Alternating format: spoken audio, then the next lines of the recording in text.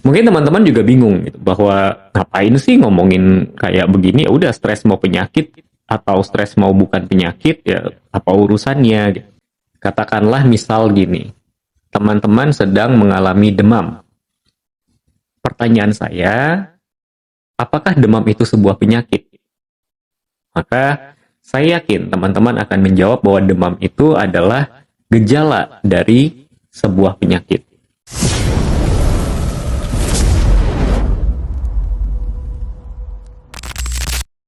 Oke, kita jumpa lagi ya. Hari ini saya mau bicara mengenai stres. Ini karena banyak yang bertanya dan kemudian juga ternyata banyak yang salah paham mengenai stres ini. Jadi ada beberapa orang yang menganggap bahwa stres itu adalah sebuah penyakit. Ya mungkin juga tidak salah ya, tapi kalau menurut saya ini tidak terlalu tepat. Nah lalu ada juga teman yang mengatakan gini, Mas kan pernah bilang ya bahwa kalau kita bisa kena pilek, berarti kita juga bisa kena stres gitu. Ya memang betul itu kalimat saya, tetapi kemudian ini diartikan bahwa kalau pilek itu penyakit, maka stres juga penyakit dong. Nah gitu ya. Mungkin teman-teman juga bingung gitu, bahwa ngapain sih ngomongin kayak begini, ya udah stres mau penyakit atau stres mau bukan penyakit ya apa urusannya gitu. Nah ini lebih ke arah kalau menurut saya ya, lebih ke arah bagaimana kita menyikapi atau bagaimana persepsi kita terhadap stres itu gitu. Pada saat kita, ini saya mengutip dari kata-katanya Adera ya, kalau kita melihat stres itu sebagai sebuah penyakit, maka menurut teman-teman ini melemahkan atau menguatkan hati kita. Pasti akan melemahkan. Nah, maka kita perlu melihat bagaimana caranya kita menguatkan hati pada saat kita sedang menghadapi stres seperti itu. Nah, tapi sebelumnya kita perlu memahami dulu apa sih yang dimaksud dengan stres itu sendiri. Dan kenapa saya kurang setuju apabila stres itu dikatakan sebagai penyakit. Karena begini, kita beralih ke ranah fisik dulu ya teman-teman ya. Kita beralih ke ranah fisik. Katakanlah misal gini, teman-teman sedang mengalami demam. Pertanyaan saya, apakah demam itu sebuah penyakit? Maka saya yakin teman-teman akan menjawab bahwa demam itu adalah gejala dari sebuah penyakit atau gejala dari sesuatu yang sedang terjadi di dalam tubuh kita. Penyebabnya bisa banyak. Ketika seseorang itu demam, maka bisa jadi dia flu misalnya. Atau juga bisa jadi dia sedang ada infeksi. Atau barangkali demam panggung gitu ya. Macam-macam penyebabnya orang itu bisa demam. Nah, maka kita harus tahu penyebabnya apa sih? Apa sih yang membuat dia demam? Seperti itu. Jadi demamnya itu bukan penyakit. Demamnya itu adalah sebuah kondisi yang diciptakan oleh tubuh kita agar kita tahu bahwa ada sesuatu yang sedang terjadi di dalam tubuh kita. Mungkin ada tadi ya, ada infeksi, ataukah mungkin ada bakteri, ataukah mungkin ada virus, ya atau penyebab lainnya gitu, yang tubuh kita itu sedang memberitahu, menciptakan sebuah kondisi ketidaknyamanan. Makanya kalau penyakit dalam bahasa Inggris disebutnya disease atau disease gitu ya kita bilangnya ya. Katanya itu kan disease, artinya tidak nyaman.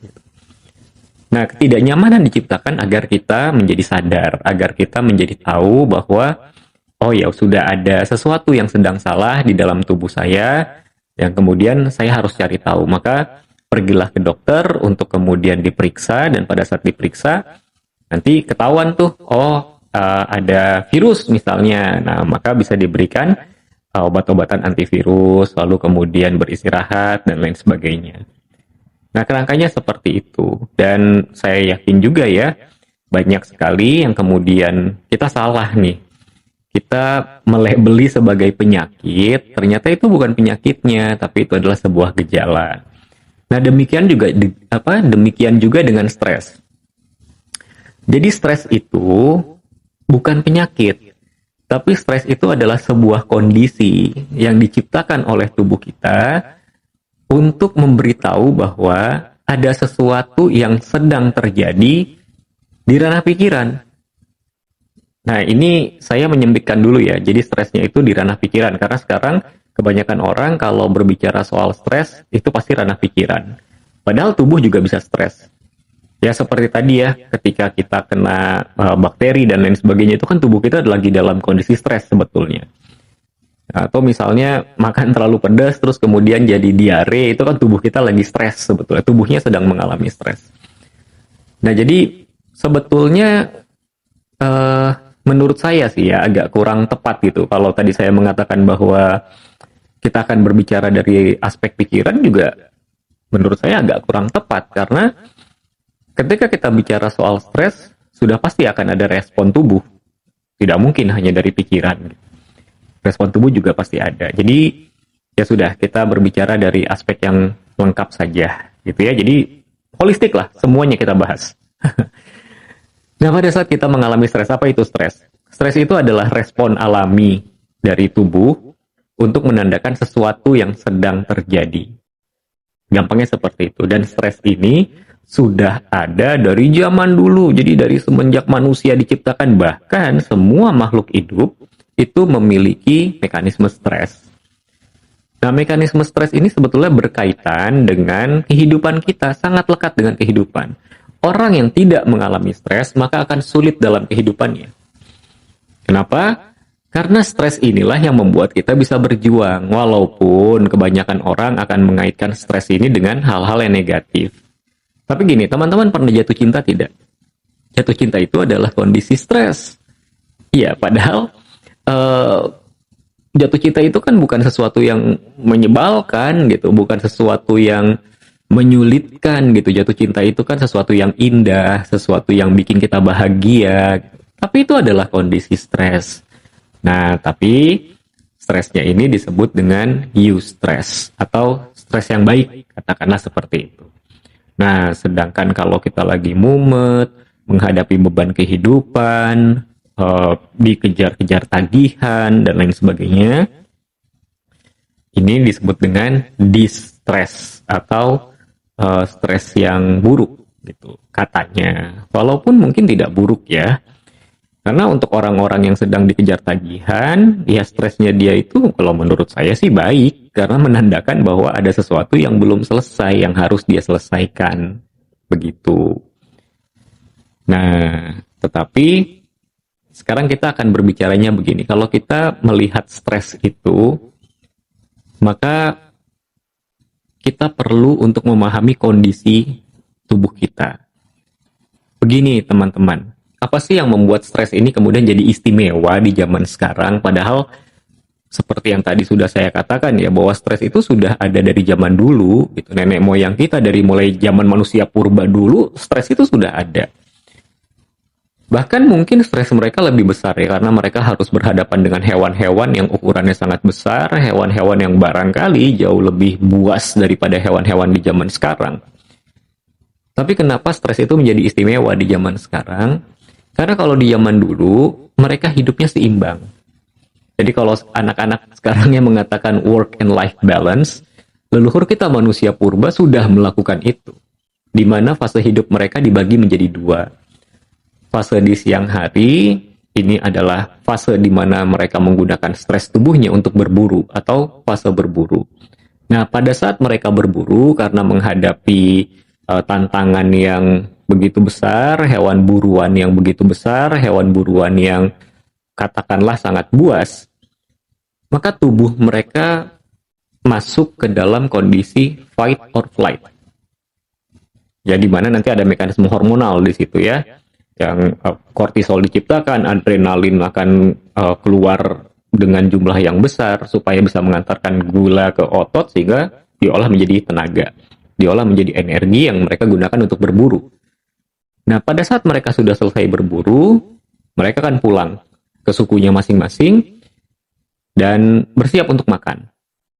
Pada saat mereka sudah bersiap untuk makan, mereka sudah pulang, mereka tubuhnya berubah. tadi yang waktu mereka berburu tubuhnya berada dalam kondisi fight or flight atau mode berburu, maka ketika mode berburu ini kita katakan juga sebagai mode stres lah ya, seperti itu.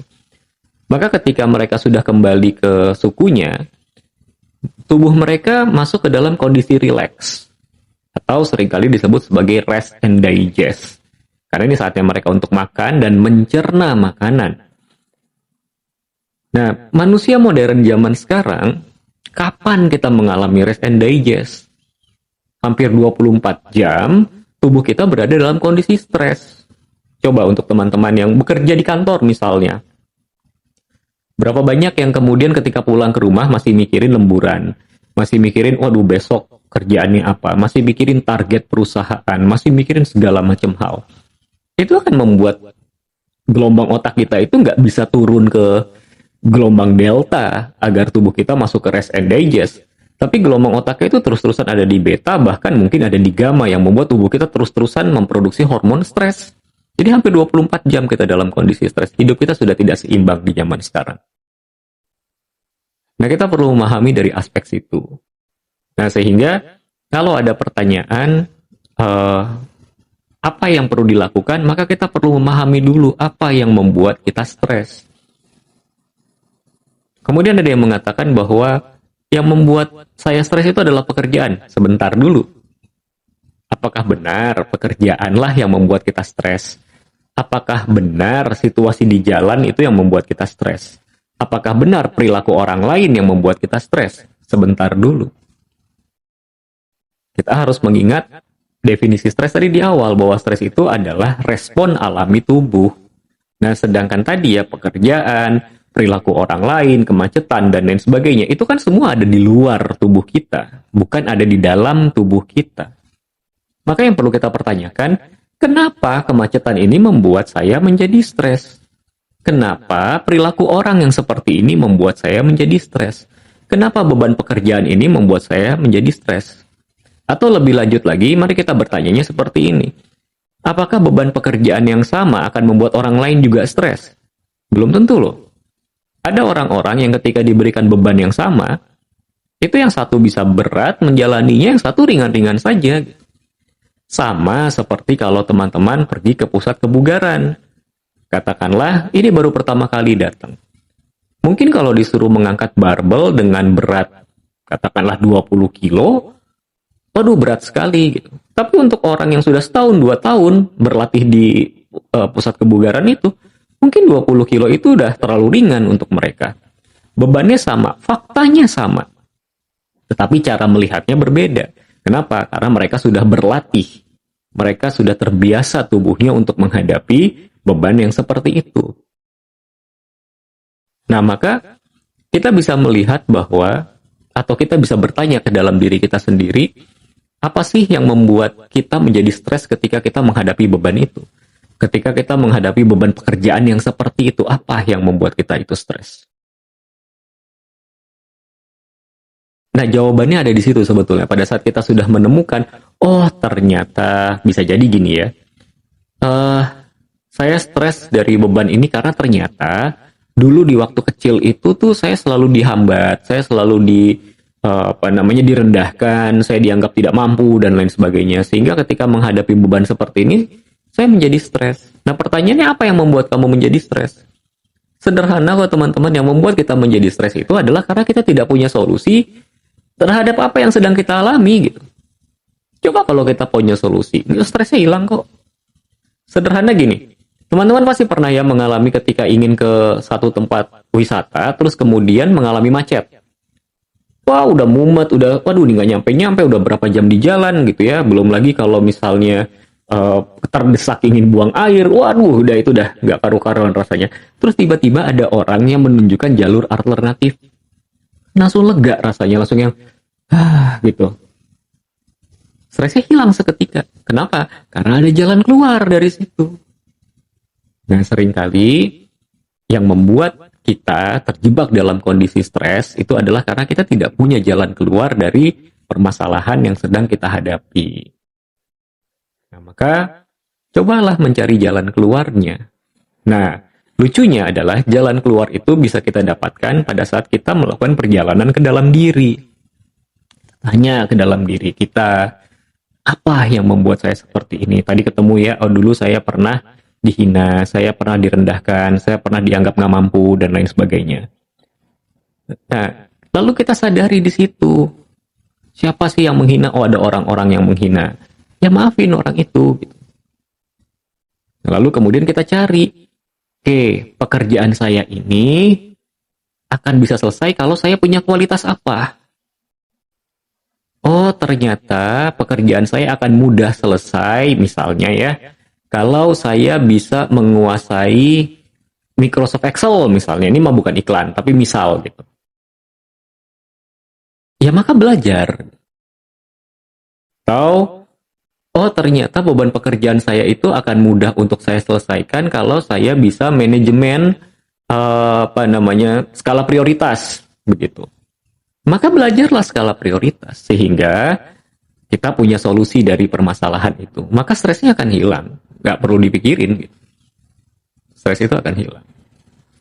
Nah, pada saat stresnya hilang, maka kita sudah memberikan kesempatan pada tubuh kita untuk masuk ke fase relax atau rest and digest. Sehingga nantinya hidup kita menjadi seimbang dan hidup kita menjadi sehat. Kalau hidup kita sudah sehat, maka kita akan lebih mudah untuk mencapai kebahagiaan. Seperti itu teman-teman. Dan pastinya pada saat kita bisa masuk ke dalam kondisi yang seimbang ya. Jadi kita pada saat siang hari kita perlu bekerja, nggak apa-apa. Tubuh kita dalam kondisi stres, pikiran kita dalam kondisi stres. Tapi ketika kita pulang, maka upayakan agar tubuh dan pikiran kita bisa masuk ke dalam kondisi relax, sehingga tubuh kita masuk ke dalam kondisi rest and digest, lalu hidup kita menjadi seimbang. Dan pada saat hidup kita menjadi seimbang, tentunya kita akan menjadi lebih produktif. Kita akan siap untuk menghadapi tantangan-tantangan yang lain. Sama seperti tadi ya, contoh di pusat kebugaran. Itu pada saat berolahraga, katakanlah mengangkat sekian kilo, terus kemudian kita pulang, kita membiarkan otot-otot kita untuk istirahat, dia recovery. Nah, pada saat otot-otot itu sudah recovery, maka otot itu siap untuk mengangkat beban yang lebih berat lagi. Nanti dia rusak lagi tuh, dia stres lagi kan, dia rusak lagi, kita kasih recovery. Tapi coba bayangkan, kitanya nafsu nih, wah saya pengen pokoknya, wah badannya kayak Aderai misalnya gitu ya, dari badan seperti saya, pengennya kayak Aderai, tapi pengennya dalam waktu dekat gitu. Terus dihajar, nggak dikasih istirahat, waduh, yang ada rusak badannya. Karena apa? Otot yang sudah rusak kemudian tidak diberikan kesempatan untuk recovery. Jadi ototnya tidak akan bertumbuh gitu. Ya mungkin bisa, saya nggak tahu ya, mungkin bisa entah lepas dari rangka atau apa dan lain sebagainya gitu. Karena diberikan beban yang tidak semestinya untuk dilalui. Kita butuh istirahat.